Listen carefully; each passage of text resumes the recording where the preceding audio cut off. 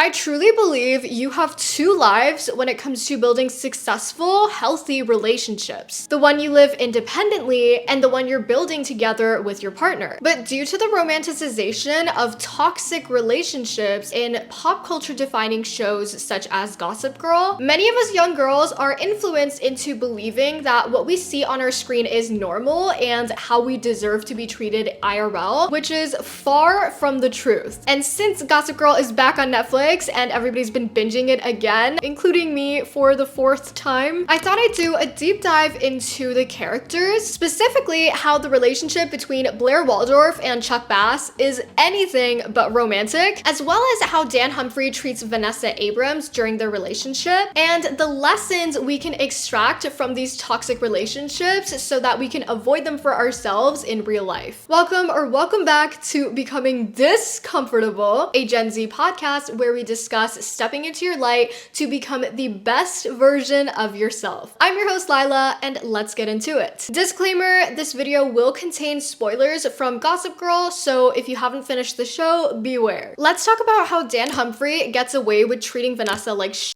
during season 3 and 4 because she lets him. From season 3 to 4, Vanessa did everything she could to support Dan while he was duped into believing that he was the father of Milo. And Vanessa is the one who took a little bit of that stress off of his shoulders. She took on so many burdens for this guy, played mommy to Milo. She even dropped out of residence for him. And despite all of her efforts, what did she get in return? Dan leading her on and eventually cheating on her with Serena Van Der Woodsen. And it's gross, but how many times have we seen this happen before? In movies, TV shows, books, in real life. Vanessa did everything she could to try to hold her relationship up with Dan. I remember a scene where she dressed up as his favorite movie character and cooked for him, and instead of showing his appreciation for the fact that she remembers even the small details, he shows no appreciation whatsoever. He responds so negatively to her efforts. Why? Because he takes her for granted and he doesn't recognize her value. So ladies, it is time we start picking up on this, because while real life is obviously not like TV shows, sometimes we can come across such situations in real life as well,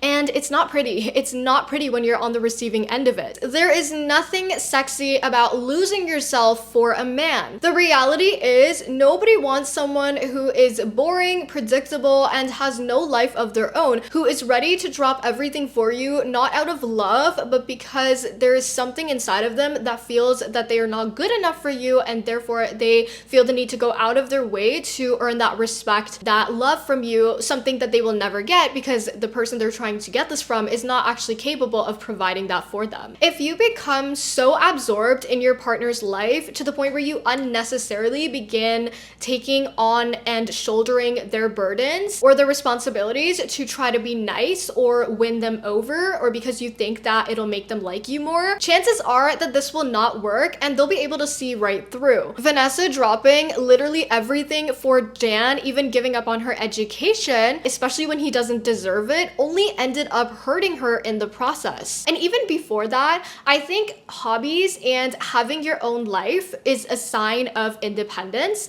which is a very attractive trait. And I believe that this is unisex. Having your own life while still making time for your partner is only going to benefit both of you, and it's going to make your relationship healthier. Naturally, even the best of relationships can crumble if the people are around 24/7. Being around somebody 24/7, dropping literally everything for everyone, is less a sign of love and more unhealthy. Obsession is not healthy. Codependence is not healthy. Spending time together is important, but so is giving each other space. In this case, Dan has clearly lost respect for Vanessa because despite his constant shitty treatment of her, she keeps coming back. He says something horrible to her on the phone, and instead of prioritizing her self-respect, Vanessa goes back to publish Dan's book, and that without his consent too. Vanessa's insecurities made made her believe that she would have to jump through hoops to try to win and secure Dan's heart. When that is not the case, because no matter what this girl could have done, Dan would never truly love her or give her the respect that she deserves. Dan messed up their entire relationship way before any of the Juliet stuff happened, and yet Vanessa got painted as the obsessed one and therefore outcasted, even though none of it was her fault. This resulted in her being outcasted and isolated from all of her friends and family. The thing I noticed the most was that Vanessa was not always this into Dan. She wasn't even close to being obsessive. In the beginning of the show, I really liked her. She was not doing all of these things for him, and she really seemed to be secure in herself at the beginning of the show, where she didn't actually want to be a part of the Upper East Side world, despite receiving scheming threats and drama from Blair and getting roped up into it. Like, she never asked to be a part of that world. She never asked to be a part of any of the drama, and she seemed to be doing her own thing. In the beginning, we saw her focusing on her hobbies, her film projects, always with a camera in hand, or working as a barista, or in Rufus's cafe. She was always doing something with her time. It's only when she gets into this relationship with Dan, I don't know why the writers wrote it in.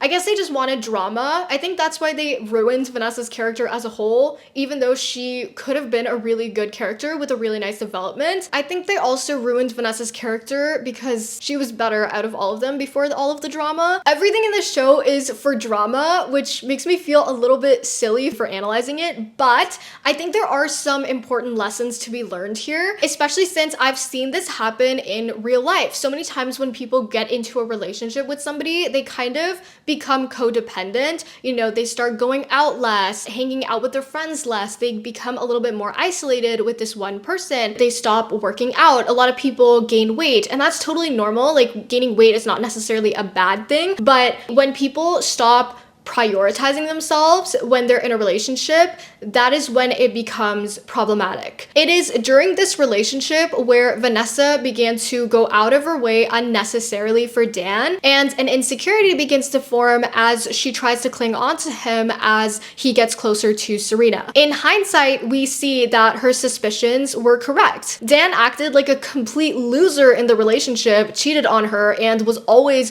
on the path to sabotage. He swaps Vanessa for Serena because the closer he gets to wealth, the more he tries to become like them, because deep down, he really just wanted to be a part of the Upper East Siders, as much as he tried to deny it. And I think this is definitely where their relationship takes a turn, when he gets converted to the cult of the Upper East Side. Even though Vanessa doesn't want to be a part of that, when she sees how much Dan cares about it, she obviously wants to try to become it because she wants Dan. Another point I noticed is how Vanessa went from being literally one of the most beautiful women on the show in the beginning to constantly looking stressed and drained while she was living with Dan. Not a good sign. It was literally showing in her face, and her body was giving her these signs that we often ignore in relationships. I'm going to be talking a lot about this in detail on a toxic relationships, toxic people to avoid video that will be coming out sometime. I don't know when I'll get it out, but it'll be out soon. Anyways, I can't believe I haven't heard very many people talk about this. I know there's a lot to talk about. The show is very long, but I feel like people really sleep over Dan's mistreatment of Vanessa during these seasons, and it's not okay. Next, Blair and Chuck. Specifically, let's talk about how Blair Waldorf standards were in the gutter throughout the entire show. In case we've forgotten, here's a brief summary of what Chuck has done to Blair throughout this show. In Season 1, Episode 13, he said one of the most disgusting lines ever that I unfortunately did not pick up on during my first couple watches of the show. Maybe it's because I was too young. He said, "You held a certain fascination when you were beautiful, delicate, and untouched. But now you're like one of the Arabians my father used to own." I am not going to finish the line because it's disgusting enough. And after this, she just forgives him. He took her V card. So for him to be saying something like this, it's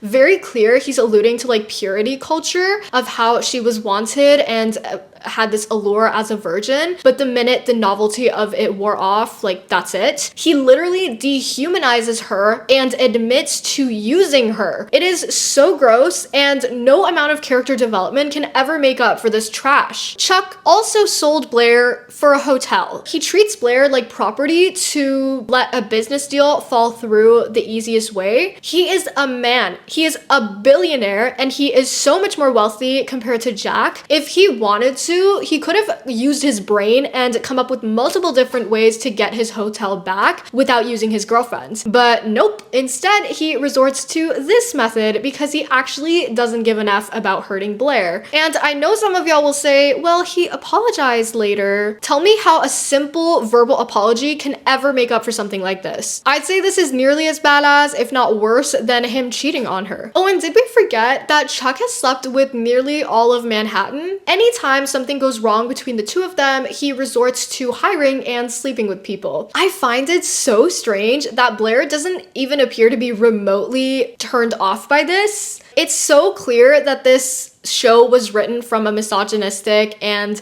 just creepy lens. He also tried to R-word Jenny and Serena, and apparently did it to several other women who worked for his father, which should have provided insight into his character. But of course, Blair isn't the least bit fazed by this because she's only a feminist when it serves her. And he also tries to force himself on Blair and punches the glass, which then injures Blair. And while Blair's also very toxic, definitely no saint, we're specifically talking about Chuck here and how she dedicates her life to a man who takes advantage of her. She hasn't even come close to hurting Chuck this much. If a man so much as raises his voice at me, I'm out of there. So I don't know what this girl was doing. I mean, she was practically pursuing him while he was love bombing and breadcrumbing her the entire way, even though she has so many options. So it makes you wonder, like, why? Why would she settle for this type of behavior? Because she couldn't see her own worth. Blair let her insecurities get the best of her.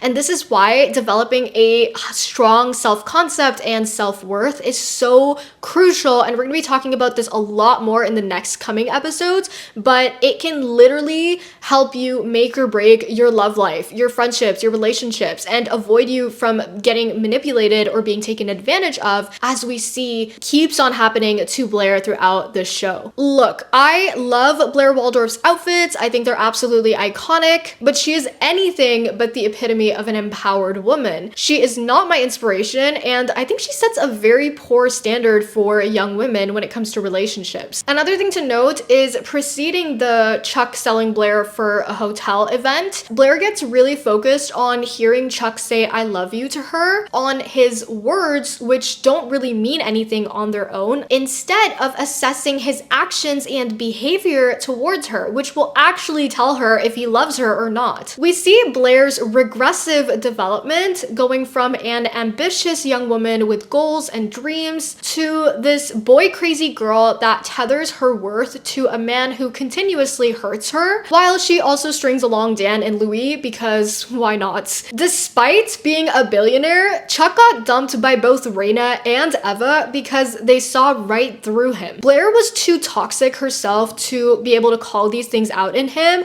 but she was also insecure. And that is one of the biggest reasons why she put up with his behavior. So there was a scene where Dan said to Blair, if there's a pair meant for one another, you know it's you two, referring to Chuck. Blair said, you're absolutely right, Blair and Chuck, Chuck and Blair. Who else could love me after what I have become? It's like she's lost her sense of identity after getting with Chuck. And that's really sad because it shows a regression in her character development. As I talked about in the How to Master High School episode, Blair Waldorf was somewhat of a role model in high school, you know? She was confident, ambitious, focused on school and her future success. But by the end of the show, she unfortunately became this boy crazy maniac who no longer held an identity of her own, sans Chuck. An article from the Fundamentals, I think, puts it, her identity is so intertwined with Chuck's that she can't even find outrage for him after being sold for a hotel. She feels guilty and dirty. She breaks up with him because she doesn't like herself